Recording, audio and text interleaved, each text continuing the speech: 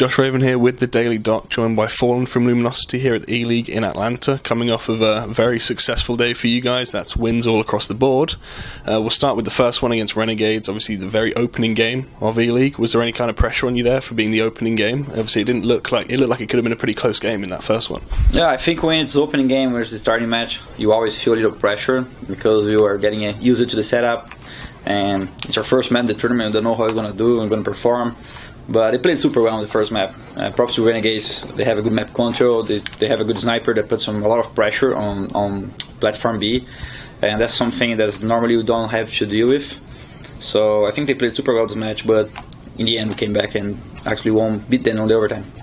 And obviously map 2 was pretty much a blowout from you guys, 16-0. Do you think that was more of a case of map pool issues on the side of Renegades, or do you think you guys are just really solid on Train, I believe it was? I think Train is one of our best maps. It has been since we started playing it, but we had a Train City side, and that's because we won the pistol round, and then every single round we had double WPs, and me and Code Zero were hitting our shots.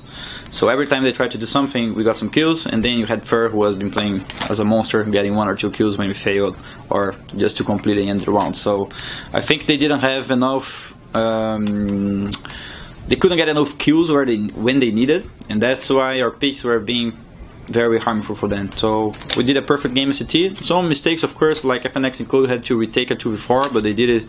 They were equaling, so they could do it.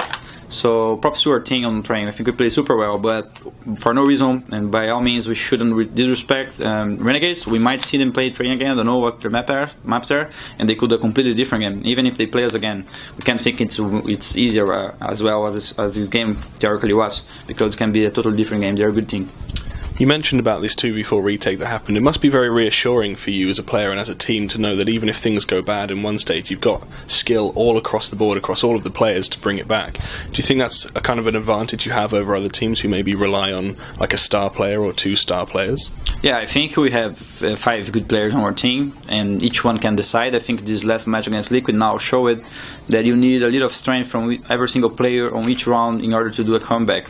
And sometimes it was FNX, sometimes it was me, sometimes it was Cold, sometimes Fur, sometimes Taco. So it's all about it's a team game, and that's good. It's good when you have a lot of people performing, so you don't have to overcharge someone who needs to perform every single time in order to win.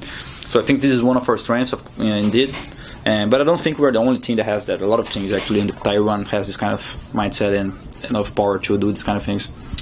Obviously, you just mentioned the Team Liquid game. It's another comeback against Team Liquid. What do you think it is about Team Liquid that you guys somehow managed to go down a ridiculous amount of rounds and then just pull it back? Is there some sort of mental issue that they have, maybe a block against your team specifically? Yeah, if you look to Team Liquid, they have been losing some games in that way for quite a time already. It's kind of a problem from them. But on this game particularly, I think both teams had the same T side. Both teams won pistol, both teams break economy 2 times, so it was an even match. So I think what decided is the clutch rounds and the situations where we could perform better than they performed. It was 16-14. It could have gone either way. But I don't think they choked this match. I think this match was pretty even. Cobblestone is a very T-sided map, and we showed that on this map. And this time I don't think it's a choke. We really played better, and they didn't throw a lot of rounds. Actually, rounds were kind of very difficult to pair both teams. I think it was different from the major. The major, you could feel that they were making a lot of mistakes, but this time the game was pretty even and we came back better. Okay, well, moving on to ELeague itself, obviously you guys did kickstart the tournament, the league, with your first game. A lot of players been tweeting and saying about how great it is to be at ELeague, like they've got good computers, a good environment. What do you think of the studio so far? Are you enjoying ELeague? Yeah, ELeague is awesome. It's the best atmosphere you need for tournaments. Being honest, the stage is great, but we have seen a lot of great stages as well, so it's not the first time. But what is new is that we have a lot of people who normally is not paying attention to the game, and now they can watch on their TVs, and now they're looking for more information because it's on TV.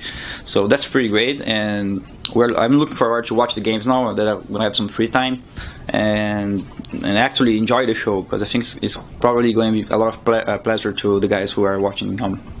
Well, it looks like you're in good stead to potentially be playing on TV and on Friday night. Are you nervous about that at all, playing on TV? Not at all. I think when you are competing for so long time, you get used to this kind of things. It's going to be special because it's going to be our first TV tournament, but doesn't mean.